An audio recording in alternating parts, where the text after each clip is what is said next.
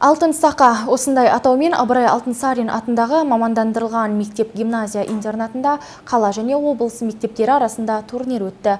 12 командаға бөлінген 100-ден аса қатысушы бақтарын сынады. Негізгі мақсат ұлттық спортты дамыту, насихаттау. Дина Егесенова 11-ші сынып оқушысы ұлттық асық атумен шұғылдануды мектеп қабырғасында бастаған. Бүгінде осы ойын десе ішкен асын жерге қояды. Айтуынша, спорттың бұл түрін серік еткен жасөспірімдер шапшаң әрі зерек, шыдамды болады. Асық атуға деген қызығушылық менде 5-ші сыныпта Нұрбол ағайдың арқасында болды. Өйткені балалар ойнағаннан кейін дұрыс сабағында мен қызыққандығынан ойнап кеткен болатын. Басында ештеңе болмады, результат болмады. Мен қиналдым, кішкене настроение болмады, но бірақ қазір неше түрлі жастарға шығып келдім. Оның алдыңғы жылы 10-ші мектепке барып, 2-ші орын алған болатын. Осы мектептен де бір орын алам деген ойдамын. Ауқымды іс-шара үндестік жобасы аясында ата-ана, бала және мұғалім арасындағы үштік байланысты нығайту бағытында ұйымдастырылған. 12 білім ошағынан қатысушылар жиналып сайысты. Ойын барысында 5 табан, 5 асық түрлерінен қатысушылар бақ сынасты. Онымен қоса сайыс барысында мектеп оқушылары әсем ән мен көркем би тарту етті.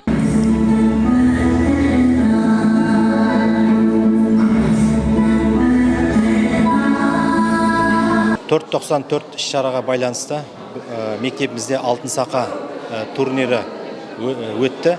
Бұған Қостанай қаласының мектептері және облыстық мектептер қатысып жатыр. Ер азаматтар, ер балаларға асық атудың ішіндегі 5 табан ойыны Асық ату федерациясының арнайы бекітілген ережесімен өтті. Ал қыздар арасында, ұстаздар, әйел ата-аналар арасында 5 асық ойыны. Серікбай Жиеналин асық ату бойынша 3 дүркін чемпион. Дода барысында жасөспірімдерге асық ойнауда қалай зерек болу керек екенін көрсетіп, өзінің тәжірибесімен бөлісті. Айтайын дегенім, енді оқушылар бұл асық ату ойыны қазақтың қанына сіңген ғой. Оларға сәттілік тілеп, жоғары тұрдан көріне берсін, мұғалімдер жұмыстар, қызметтер арта берсін, әр уақытта беделді болсын.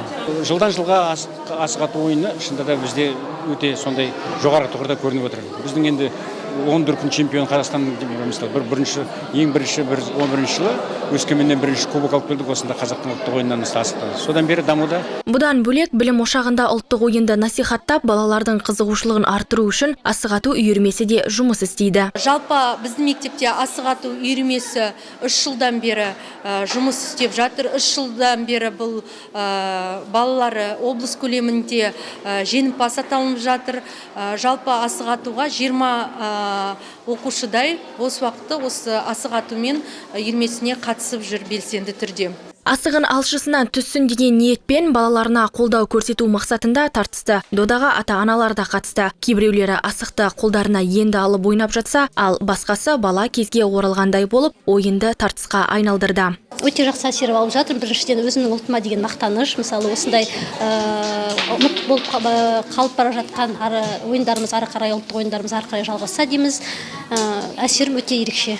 Тартысты дода нәтижесінде ұстаздар арасынан 5 табан асық ату ойынынан жүлделі 1-ші орынды Қостанай ауданы білім бөлімінің балалар шығармашылық үйінің ұстазы Жаныл Ахметова иеленсе, ата-аналар арасында Дәмір Күйбаева, Салтанат Уәлиева алды. Ал оқушылар арасында Нұрасыл Ташмағамбетов, Махаббат Жұмағожина сынды оқушылар өз қанжығаларына майлады. Айдан Аманатқызы, Руслан Жабаев, Қостанай телеарнасы. Бүгінгі жаңалықтар легі осындай. Келесі көріскенше аман, сау болыңыздар.